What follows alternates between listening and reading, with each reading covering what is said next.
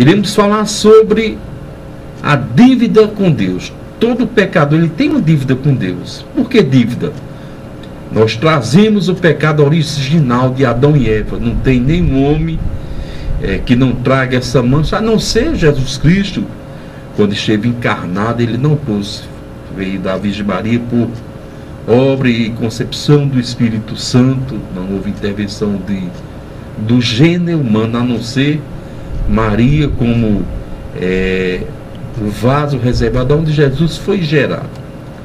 Mas os demais todos trazem esse pecado original porque nasceram de homens e de mulheres. E até uma prece que diz: ó Maria concebida sem pecado, rogai por nós que recorremos a vós. É um equívoco, as pessoas desse pensamento, dessa linha, não entenderam que todos nasceram de homem e de mulher. Nasceu de homem e mulher, traz o pecado original e tem uma dívida para com Deus. Enfim, toda a humanidade, de Adão até o último ser humano que irá viver em um futuro, vai trazer esse pecado original e só é absolvido através de Jesus Cristo, através do sacrifício propiciatório de Jesus e mediante a aceitação dele como único e suficiente Salvador. E na Epístola aos Colossenses, capítulo 12, versículos 13 e 14, mostrando que nós não estamos expondo palavras persuasivas humanas, mas o Evangelho traz a seguinte citação: quando vocês estavam mortos em pecado, Deus os vivificou com Cristo.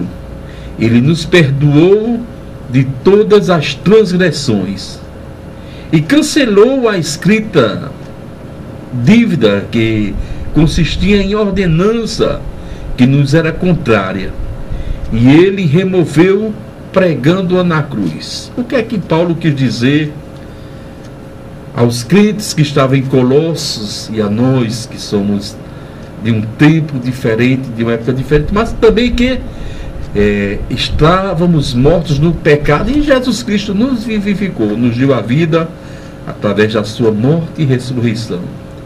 O interessante é quando ele diz: cancelou a dívida que consistia em ordenança que nos era contrária e removeu pregando-a sobre a cruz. Quer dizer que todo o nosso pecado original, toda nossa índole depravada, voltada a fazer o mal, Jesus pregou na cruz, nos inocentou. Embora nós diuturnamente ainda tenhamos a inclinação a pecar, a cair, mas cada vez que nós nos arrependemos, não é que aceitamos Jesus, não, só se aceita a Jesus Cristo uma única vez, mas cada vez que arrependemos dos nossos atos, essas dívidas vão sendo canceladas.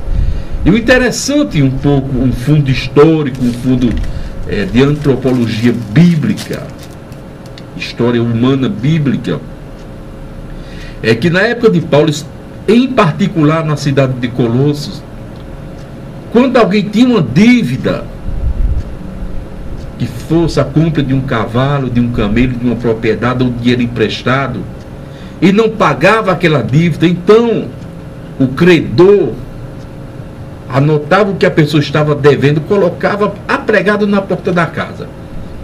Hoje nós temos SPC, nós temos Serasa e outros órgãos, Clube de Diretores Logísticos, né, que faz a proteção ao crédito e também ao consumidor. Temos a nossa mão e contramão, dever e direito. Ele, em sigilo, ele faz aquele contato e diz que nós estamos devendo, que estamos sujeitos a júdice, né, a justiça, a pagar juros e etc. Mas vamos entrar dentro desse contexto histórico. Digamos que você tenha comprado determinada coisa e não pagou, então era anotado ali, comprou roupa, fez a feira em Bebeto ou em João Evangelista, fez isso e não pagou. Só era tirado quando você pagasse aquele débito, se tivesse aí esse costume bíblico nos dias atuais. Eu tenho certeza que se chegasse aqui em Lagoa Nova essa moda, tinha gente que à frente da casa ia ser um jornal de tanto débito. Mas dever não é pecado, não. Pecado é não pagar. Mas voltando a nosso ponto, diante de Deus nós tínhamos discutimos quem aceitou Jesus e quem não aceitou. Tem uma dívida chamada pecado original, que dentro desse pecado vai da idolatria, bruxaria, fornicação, luxúria, imoralidade, e todo esse fundo de inclinações humanas a fazer coisas erradas, a seguir os caprichos de Satanás. Mas a Bíblia nos dá essa autoridade dizendo que quando aceitamos a Jesus, toda a nossa dívida, toda a nossa culpa é cancelada, é fixada ali na cruz, e agora diante de Deus não há condenação, diante de Deus não há culpa, simplesmente há inocência, porque Jesus nos resgatou. E essa questão do perdão, ele é tão forte, da dívida, ela é tão forte, que na oração universal, no Pai Nosso, Jesus fez questão de dar uma pincelada, de dar uma demonstrada que estamos sua dívida paga. É tanto que no Evangelho de Mateus, vamos ler a Bíblia, Mateus capítulo 6, do versículo 12, traz a seguinte citação. Mateus 6 e 12, disse Jesus: perdoa as nossas dívidas, assim como nós perdoamos a quem nos tem ofendido. E algumas traduções diz: perdoa as nossas ofensas. Dívidas e ofensas estão relacionadas dentro do mesmo contexto, estão relacionados dentro da mesma transição do pecado, mudança ou interpretação desse pecado. Então, amados, observe que, vou abrir uma partícula de realce, quando disse Jesus: perdoa as nossas dívidas. Devemos pedir perdão, mas também devemos perdoar aquele que nos tem ofendido. É muito fácil, por alguma causa, a gente pedir perdão a Deus pelos pecados, e muitas vezes somos ofendidos e não liberamos perdão. Isso é sério. Existem questões humanas, existem entrelinhas humanas que ela deve ser resolvida dentro da legalidade, isso é, dentro da lei. Quando alguém vem nos roubar, vem invadir o nosso lar, quando alguém vem nos ferir, a gente perdoa, natural. Agora também temos que buscar a proteção para que aquelas coisas não aconteçam. Não é porque você perdoa a ofensa que alguém vai chegar no seu veículo e vai roubar. Você não roubou, está perdoado. Não é por aí. Então vamos entender a Bíblia. O perdão é aquela questão do desejo de vingança, de mesmo nos momentos cruciais, nos momentos de embate, a pessoa não odiar, amar, orar por aquele inimigo. Então, não se pode tornar-se livre dessas dívidas se também não perdoamos. E também não pode tornar-se livre dessas dívidas por recurso próprio, por competência própria. O que é competência? Alguém é muito bom, alguém dá esmola, alguém amável, intercede pela humanidade, prega o evangelho, tem uma conduta ilibada, uma conduta direita, bonita. Mas todo esse processo não faz dele uma pessoa justificada diante de Deus, senão o sacrifício de Jesus seria vazio, seria em vão, porque alguém em si mesmo se auto-justificava, se martirizava e conseguia o perdão. Não é por aí, o perdão é de Jesus. Agora, quando nós recebemos o Espírito Santo, a efusão do Espírito Santo, quando nós estamos mergulhados nesse oceano de virtudes, de prazer, de dádiva celestial, aí sim começamos a tornar as pessoas melhores, de coração aberto, pessoas que partilham, que seguem a hospitalidade, que quer ver o crescimento do semelhante. Aí sim. Então não se recebe perdão com mérito próprio, nem tampouco com mérito dos santos de outros. Observe o seguinte: se eu não posso conseguir a salvação, não posso pagar a dívida dos meus atos, como é que a minha esposa, que o meu filho, que um santo que eu nunca vi, nunca conheci, nele sabe nem que eu existo, porque eu estava no futuro em relação a ele vai pagar a minha dívida? Isso é balela, isso é engodo de Satanás. Então nem o ser humano pode pagar a dívida de outro, e nem eu posso pagar minha dívida diante de Deus, que é algo espiritual, algo sobrenatural, que foi imposto somente ou solamente, né, como diz aí os espanhóis, a Jesus Cristo. E para mostrar que a coisa não é de brincadeira, eu vou ler aqui no livro de Ezequiel, capítulo 18, versículo 20, que diz o seguinte: aquele que pecar é que morrerá. O filho não levará a culpa do pai, nem o pai levará a culpa do filho. A justiça do justo lhe será concedida, e a incapacidade do ímpio lhe será cobrada. Então observe, não existe comunhão, intimidade e amor maior do que o amor do pai pelo filho, ou uma filha, o amor da mãe por filho. O filho, quando fala em filho, já é abrangível, mas faço questão de destacar.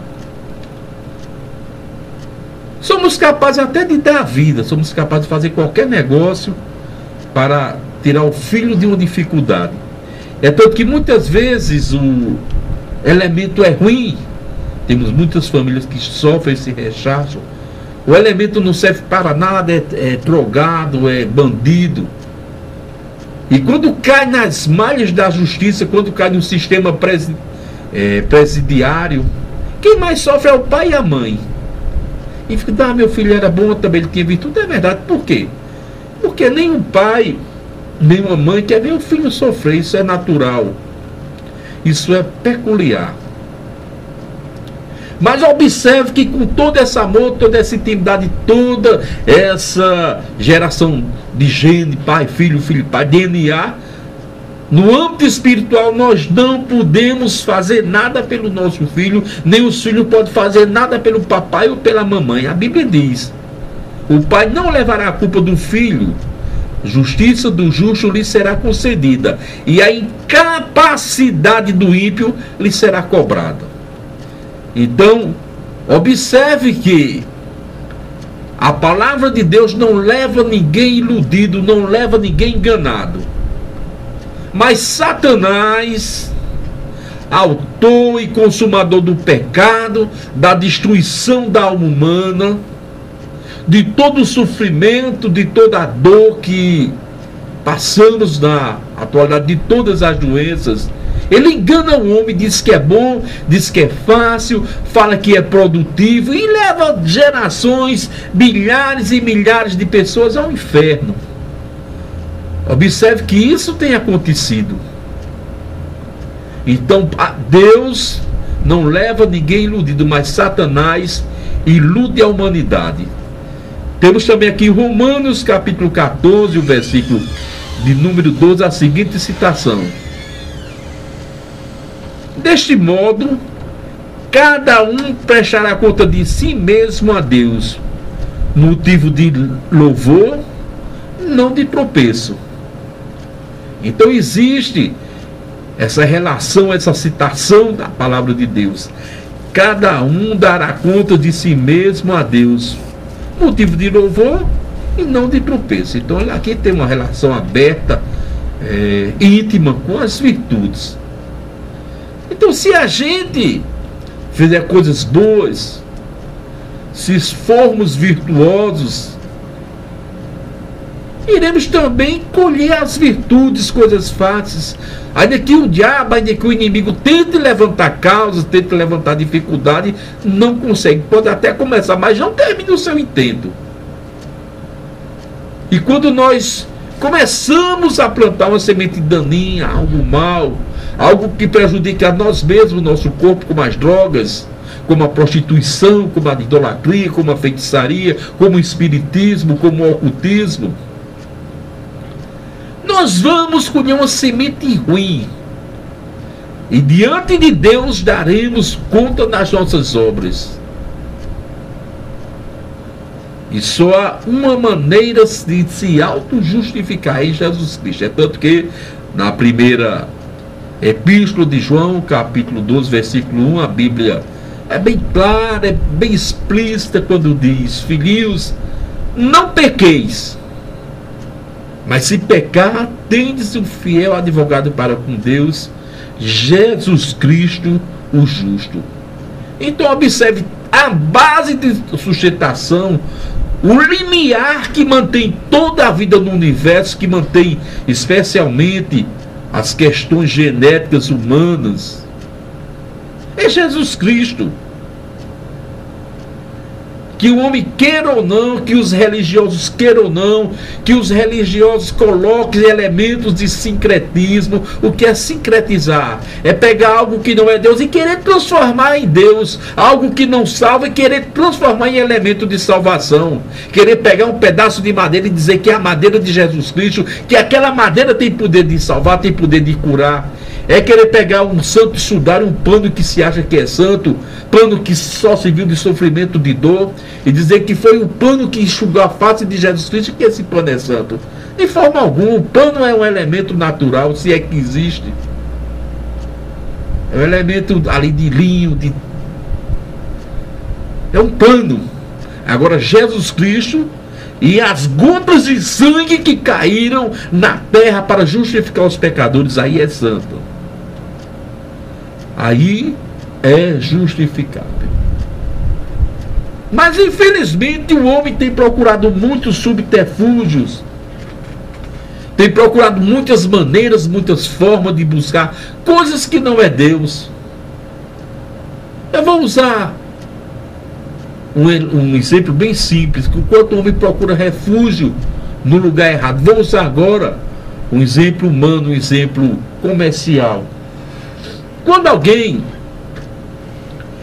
tem uma dívida muito alta que deseja pagar, que deseja resolver a situação, existem os bancos. E o banco tem ali algum juro, mas dá a segurança, dá a certeza que uma hora você vai pagar. Você está dentro da lei, está dentro de um apoio moral, jurídico. Mas o que a gente vê é que muitas pessoas, por alguma razão, deixam de procurar a ajuda dessa instituição e vai atrás de agiota. Não sai da dívida nunca. O juro do agiota é muito alto. Paga, ele bota juro sobre juro, baixa atrasar um dia, uma hora. Então o ser humano ele é assim. Deixa as coisas que são legais, que devem ser procuradas, para buscar as coisas que não são boas. Agora, trazendo esse exemplo ao reino de Deus, que a gente chama de antropatia, né? Falando de Deus para o homem, e o homem entender na linguagem de Deus, é como se Deus fosse um banco. Não esse que cobra o juro, mas que Deus também cobra alguma coisa da gente. A salvação é de graça, a salvação foi dada por Cristo, mas é necessário seguir a santificação, sem a qual ninguém verá a Deus. É necessário deixar a idolatria, é necessário abandonar o ato de estar se curvando, de estar adorando imagens de esculturas, de estar buscando ocultismo, de estar buscando as coisas que o mundo relaciona, que não vai trazer nada de edificação à alma do homem. Então, simplesmente porque o homem tem agora o compromisso, o prazer, a alegria de buscar a Deus, ele não quer. É como se fosse aquele juro alto. Prefere procurar um agiota chamado de Satanás, que todo Satanás é um agiota e todo agiota é um Satanás. Eu digo isso, nunca precisei dessa rata, espero nunca precisar, em nome de Jesus. Mas conheço muitas pessoas aqui em Alagoa Nova que sofrem e ainda vão sofrer muito porque caiu nas garras desses satânicos. Não tem garantia, não tem legalidade, não tem apoio jurídico, não tem apoio moral e fica nas garras de Satanás. Satanás iludindo, dizendo que é bom, e as pessoas pegando emprestado, afundando a cada dia. Quanto mais cava, mais afunda. Apenas um exemplo, uma metáfora para você entender. Os homens deixam de buscar as coisas que são certas para buscar as coisas erradas. Os homens deixam de buscar ajuda em Deus para buscar ajuda em Satanás. Os pecadores desconhecem que a nossa dívida foi quitada, não precisa mais a ajuda de Satanás, não precisa mais de otário na religião, no sincretismo religioso, nas seitas, nas heresias, porque fomos comprados pelo sangue de Jesus Cristo. Agora é necessário responsabilidade, é necessário compromisso, é necessário buscar a Deus enquanto se pode achar, invocá-lo enquanto está perto, assim diz a palavra do Senhor. Nós fomos comprados pelo preço de sangue de Jesus Cristo, vou repetir. Não foi gesso, não foi ouro, não foi prata, não foi madeira, não foi metal, não foi cimento, nem foi areia que pagou a nossa dívida. Não foi nem um pastor evangélico que pagou a nossa dívida, foi Jesus Cristo. Aí na primeira epístola de Pedro, capítulo 1, versículos 18 e 19 diz: sabemos que não foi com coisas corruptíveis como ouro ou prata que fosse resgatado da vossa vã maneira de viver, por tradição que recebestes dos vossos pais. Observa que não foi ouro nem prata, meu amigo. Não foi a tradição dos nossos pais que nos justificou. Aí no versículo 19, o ápice, a parte mais alta, mais deliciosa do texto bíblico diz: mas com precioso sangue de Jesus Cristo, como de um cordeiro imaculado e incontaminado. Foi Jesus Cristo, é Jesus Cristo, será Jesus Cristo por toda a eternidade, autor e consumador da nossa fé, autor e consumador da salvação do homem. Antigamente, o meu discurso era bíblico: desconvertei-vos e arrependei-vos dos vossos pecados. 35 anos pregando o evangelho nessa cidade. Sempre tive o zelo, sempre tive o cuidado na internet também, a rede mundial de computadores, dizendo: arrependei-vos e convertei-vos dos vossos pecados. Mas nos últimos 3 anos, eu não prego mais não, eu desenho agora para as pessoas entenderem. Eu falo desenhando, mostrando. Desenhar é uma figura de linguagem, né? Boto sinais, boto figuras, boto vídeo mostrando as consequências. Hoje eu não vou mais dizer arrepender-vos e converter. Hoje eu vou dizer: crie vergonha na cara. Crie vergonha na cara e deixe de safadeza diante de você e diante de Deus, porque a alma que você tem vai padecer. Lá haverá choro e ranger de dentes, porque o diabo não tem nada para oferecer, porque ele é pobre, miserável e nu. Agora Deus é o Senhor sobre o universo. E um elemento desse desprezível, desacreditado, sem futuro, sem perspectiva nem para ele mesmo, porque o que está reservado para Satanás é o inferno, é o lago de enxofre. E ainda tem pessoas que fazem aliança com o diabo, acreditando que tem uma saída. Aí talvez você diga: não, não faço aliança com o diabo não, eu faço aliança com Deus. Mas quando você vai à idolatria, quando você deixa de adorar a Deus e cede a um copo de cachaça, e cede ao vício da pornografia, que é o que mais temos trabalhado nos últimos anos, os missionários, observado, orado, compartilhado, mostrado, estudado novamente, o vício da imoralidade. E as pessoas cedem a isso, estão cedendo a Satanás. Talvez você diga: ah, você está conversando, pregador, porque eu não vejo imagem de homem e de mulher nu, não. É verdade. Mas quando você escuta a piada do Lezinho, não sei quem, de ciclano, de Munção, dos diabos que carrega, a imoralidade não é só fotografia não, meu amigo. Você, quando comenta, fulano ou ciclano que postou uma foto na internet, catucando aqui, catucando ali. Você está promovendo a pornografia. Não queira ser santinho, não. Acreditando que é Xvideo, o Ranch e o TubeRed que promove pornografia. Você promove também. Você, quando olha aquela mulher que passa, mulher sinuosa, você está promovendo pornografia. Na sua mente carnal, na sua mente moral. Você está imaginando pornografia. Você que olha para os homens da academia, né? Eita Jesus, agora deu calor, pensa assim, agora a pressão subiu. É pornografia também. Então essas pessoas estão fazendo aliança com o diabo. É certo que quando estivermos aqui, nós vamos sofrer tentações, nós vamos sofrer pressão, nós vamos ser assediados, mas ser assediado não quer dizer que vai ceder, não. Não quer dizer que vai ser consumado, não.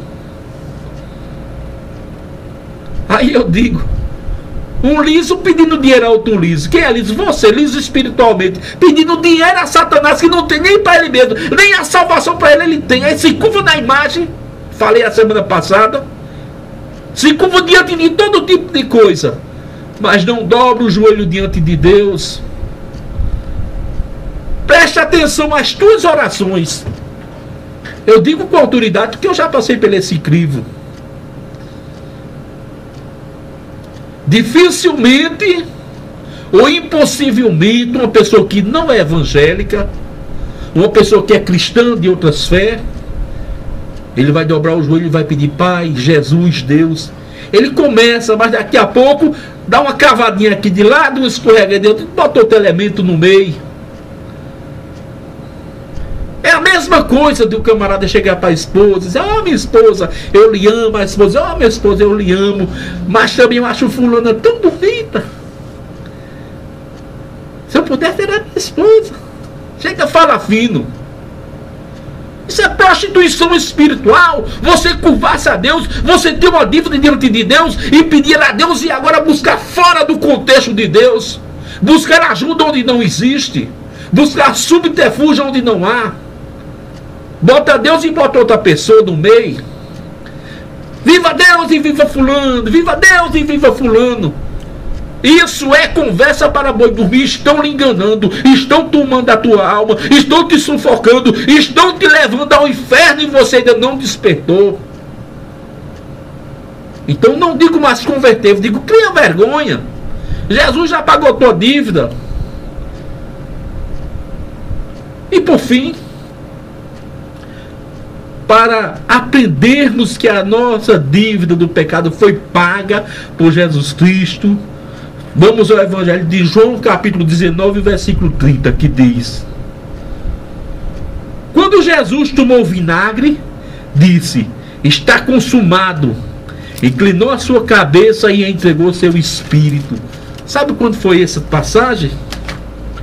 Quando Jesus estava na cruz do Calvário, quando Jesus estava nos momentos finais, ele disse: ó, está consumado. Ele não estava dizendo: estou morrendo, não. Ele está dizendo: a obra terminou. Humanidade, a dívida foi paga. Basta olhar para mim. E Jesus ficou ali na cruz, no canto alto, no Gólgota, o Monte Caveiro, né, bem alto, para a humanidade olhar para ele. Ficou com o braço aberto à direita, dizendo: venha você que é direito, você que é religioso, você que pensa que não precisa da salvação. O braço esquerdo dizia: venha você que não presta, você que é prostituta, você que é ladrão, você que é idólatra, que eu recebo. Estava de braço aberto. E na cruz também existia uma figura vertical, a base da cruz apregada na terra, ligando ao céu, mostrando que todo o poder foi dado a Cristo. Que o que ligar na terra, ele liga no céu. Não era por acaso que tinha o sinal da cruz. Não foi por acaso que tomaram esse elemento para a crucificação. Poderia ter sido a flechada, a espadada, apedrada, né, lapidado, mas simplesmente escolher o sinal da cruz para mostrar direita e esquerda, para mostrar terra e céu, para mostrar os polos norte, sul, leste e oeste, os principais, os 4 evangelhos, a base de sustentação de uma fé, porque se a sua fé, se a sua religião não estiver fundamentada nos evangelhos, ela é vazia. Se a sua religião apresentar livros, apresentar teoremas, apresentar bulas, apresentar catecismo, ela precisa de entrar pela Bíblia, porque em nenhuma igreja evangélica você vai ver livros aí que seja assim suplementar a Bíblia. Existe livro de conhecimento explicando beleza, mas nenhum livro explicando exige uma doutrina que o homem deixa a Bíblia para fazer algo mais, porque toda a saída, toda a dívida, todo o códice de salvação, todo o armistício, todo o tratado de paz está na cruz, com Jesus Cristo, autor e consumador da nossa fé, autor e consumador da nossa salvação.